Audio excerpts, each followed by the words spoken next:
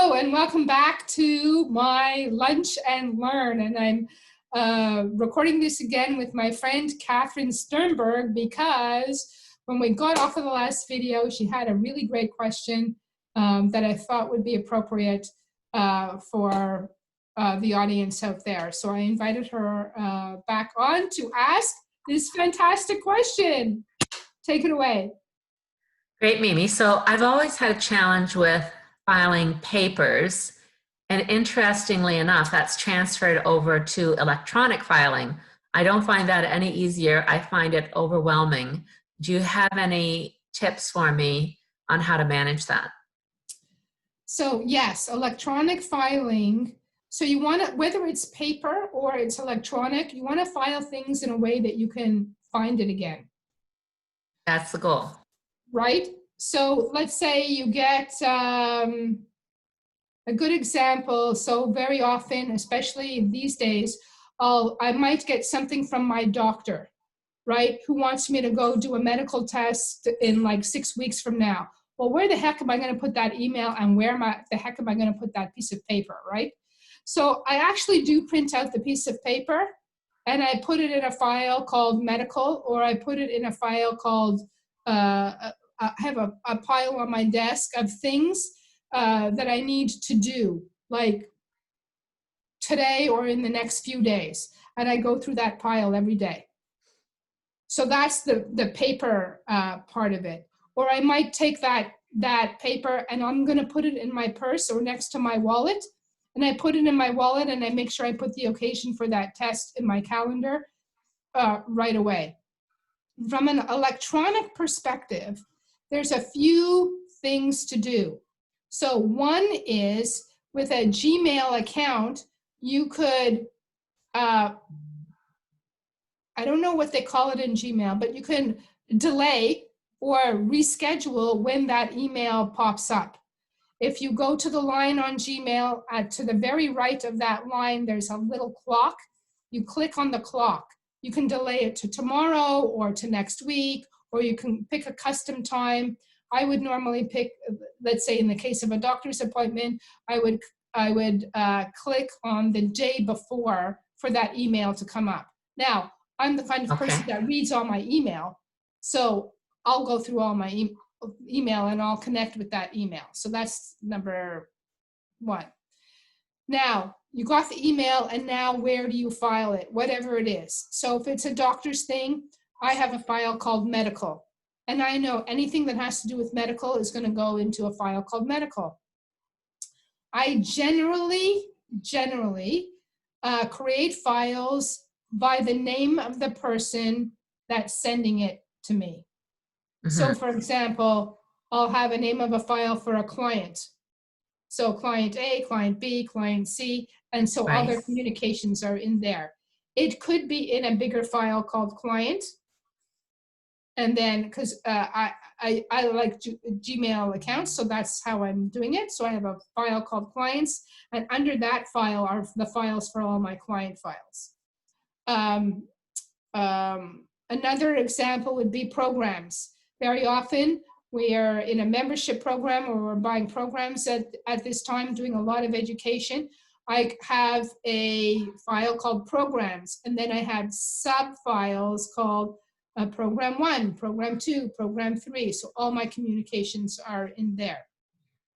Do you have an example of something that I haven't covered at this particular point? Do you have an idea for how to handle those thousands of emails that I've never filed? Yes, there's a few ways.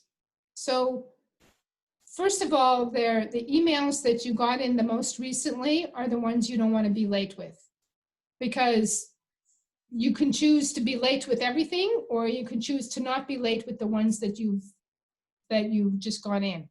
Yes. So do you have a time in your calendar to look at your email, like a half an hour a day? Maybe 15 minutes, maybe. Well, that would probably be why you have so many emails. You're not giving yourself enough time to handle your emails. Okay. Okay. The other thing is that you can leave your emails unread. Unread emails can be something that you can come back to another day. Read emails, you don't need to look at again, or you can file right away. If you don't want to file them, throw them in the trash.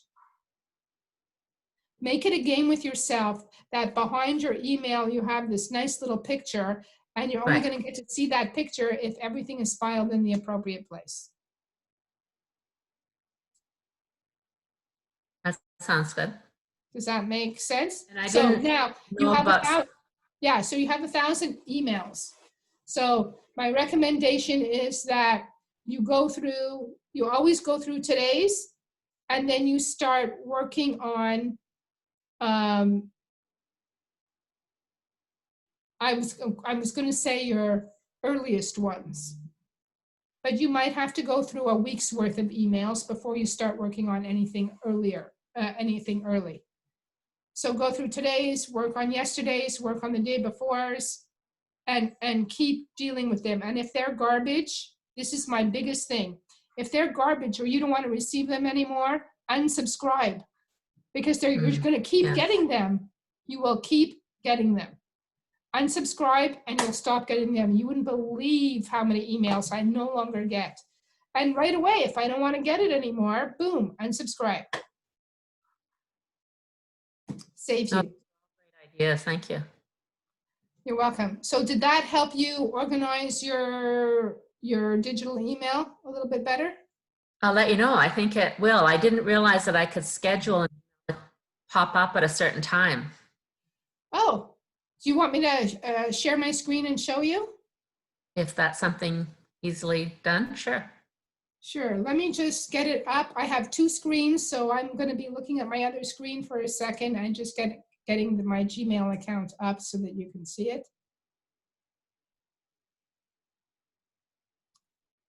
Okay, sharing my screen. Screen number 2.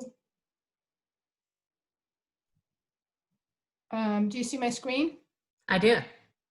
Like my email screen? Yes. Okay, good. I have to move my, okay, so let's say I wanted to move this a little further down. You see, as I put my cursor on this email, there's a little clock at the end. That's either a yes or a no. Do you see this clock here? Oh, the clock. Yes. Yeah, see, there's a little clock here. Click on the clock, left click on the clock. You get your choice of later today, tomorrow, this weekend, next week. Pick a date and time. Great. I've never used that feature. I know. I just, so that's it. It makes it easy. These are ones that I've snoozed, you know, so it's makes it very, very easy to do. And I get rid of the stuff that I don't want. I either trash it, I unsubscribe right away. It's the same thing, you know, when you get those sales calls from the duct cleaning services. Yes. And I apologize if you're a duct cleaning company, but I'm just going to tell you, getting calls when you don't own ducts, it's not fun. Anyways, so as soon as I get off the phone with them, I go into my settings and I block the caller. So I don't get a lot of calls.